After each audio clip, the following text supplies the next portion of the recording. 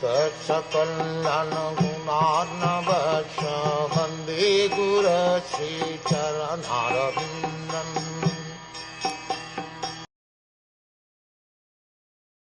All the great sages then glorified Lord Sri Krishna, who was present there, by confidential Vedic hymns.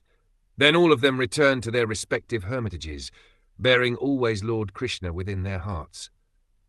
The devotees of the Lord are always in the heart of the Lord, and the Lord is always in the hearts of the devotees. That is the sweet relation between the Lord and his devotees. Due to unalloyed love and devotion for the Lord, the devotees always see him within themselves.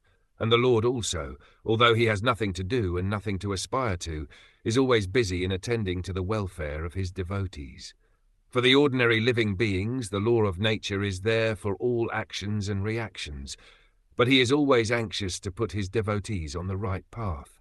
The devotees, therefore, are under the direct care of the Lord, and the Lord also voluntarily puts himself under the care of his devotees only.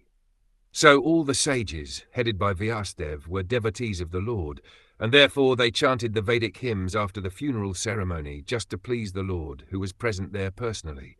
All the Vedic hymns are chanted to please Lord Krishna. This is confirmed in the Bhagavad Gita.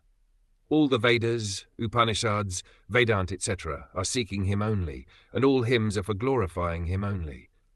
The sages, therefore, performed the exact acts suitable for the purpose, and they happily departed for their respective hermitages.